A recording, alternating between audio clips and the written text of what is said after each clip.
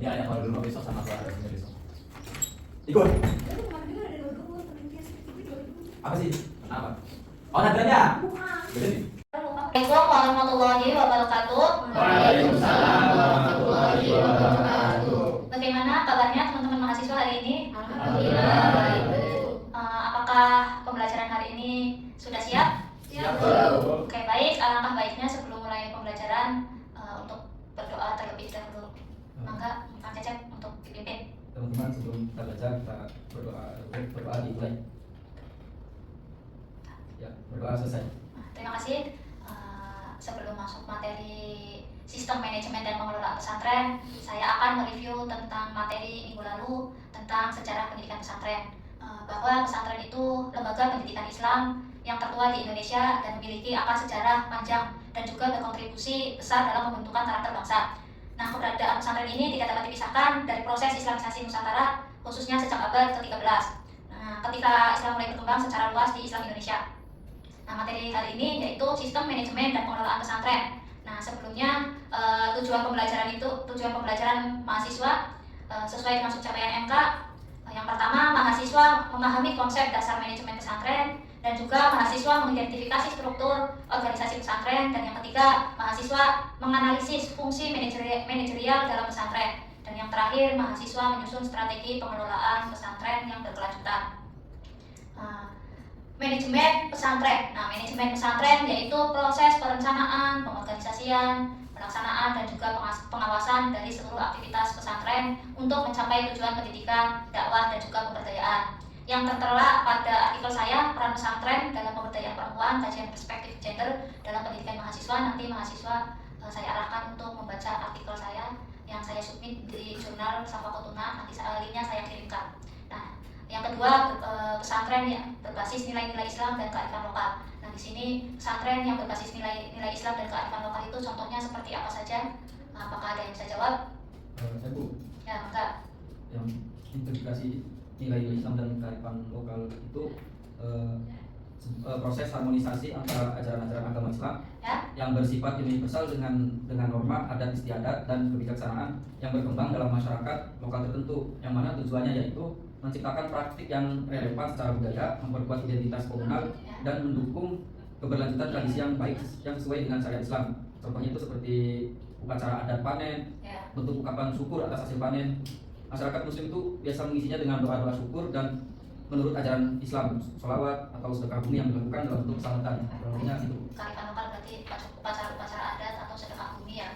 Dan jadi pendidikan kearifan lokal yang ada di pesantren itu lembaga pendidikan Islam tradisional yang seringkali diintegrasikan kurikulum agama dan juga penguatan lokal serta menerapkan pola hidup yang sederhana dan juga mandiri. Nah, masuk pada materi. Nah, berikutnya komponen penting dalam manajemen pesantren. Nah, komponen penting dalam manajemen pesantren itu yang pertama itu ada planning itu perencanaan. Nah, perencanaan itu meliputi apa saja, yaitu visi misi itu perlu dibuat oleh pimpinan pesantren, dan yang kedua tujuan pesantrennya itu apa aja. Nah, yang ketiga program pesantren itu harus memiliki program kegiatan unggulan yang ada di pesantren agar menjadi daya tarik untuk masyarakat.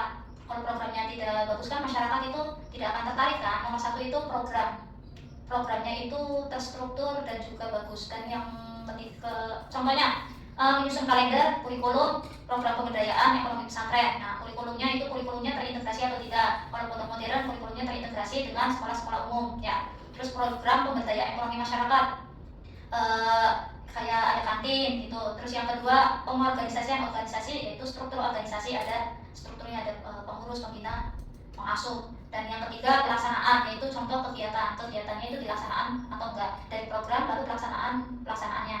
Terus yang keempat yaitu pengawasan dan evaluasi, yaitu mengawasi kegiatan pondok pesantren, contohnya evaluasi akademik, evaluasi dari program-program dilaksanakannya sesuai tidak, berhasil atau tidak, nanti dievaluasi. Yang kelima, manajemen sumber daya, tenaga pengajar dan pengurus. Nah, tenaga pengajar SDM-nya itu dari lulusan pendidikan S1 atau memang merekrut dari luar.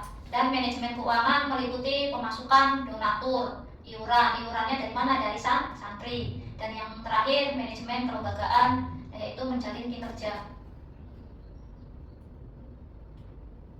Nah, komponen mana ini tadi?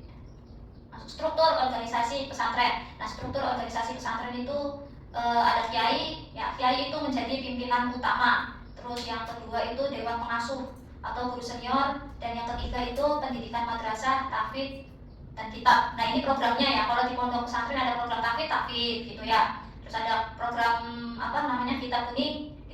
Biasanya kitab kuning itu ada di pondok pesantren salaf. Nah, terus unit pengasuhan santrinya. Dan yang terakhir keuangan dan administrasi. Nah, fungsi manajemen dalam pesantren. Fungsi manajemen dalam pesantren, perencanaan itu meliputi kurikulum dan kegiatan harian. Terus yang pengorganisasian, pembagian tugas guru, pengurus, dan yang ketiga pelaksanaan. Nah, KBM, ibadah, kegiatan santri. Nah, KBM itu ini ya kegiatan sehari-hari ya, pembelajaran di pesantren, lalu kegiatan ibadahnya. Terus yang terakhir itu pengawasan kedisiplinan, nanti dievaluasi. Nah, ini model pengelolaan pesantren. Model pengelolaan pesantren itu ada pesantren salafiyah, yaitu kalau pesantren salafiyah itu berbasis tradisional dan juga karismatik ya.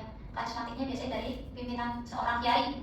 Terus yang kedua khilafiyah itu pendidikan pesantren yang modern dan berbasis sistem ya. Lalu kalau hibrid itu kombinasi antara salafiyah dengan khilafiyah. Pendidikan tradisionalnya ada, pendidikan modernnya ada.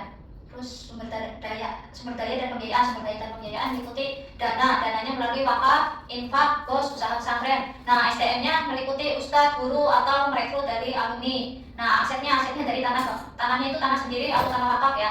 Terus yang terakhir unit usahanya. Manajemen SDM di pesantren. Nah, manajemen di SDM di pesantren itu meliputi perekrutan guru dan musyrif. Lalu pengembangan profesional, terus pelatihan dan pemberdayaan alumni. Nah, di sini yang terakhir tantangan. Nah, di pengelola pesantren itu memiliki tantangan sendiri, ya kan? Ada tantangan meliputi SDM yang belum profesional, dan juga tantangan keterbatasan dana dan tantangan teknologi. Nah, di sini mahasiswa mangga saya kasih waktu untuk berdiskusi, memberikan, kalau ada tantangan kan pasti ada solusi. Nah, untuk diskusi mencari solusi dari ketiga ini itu apa saja?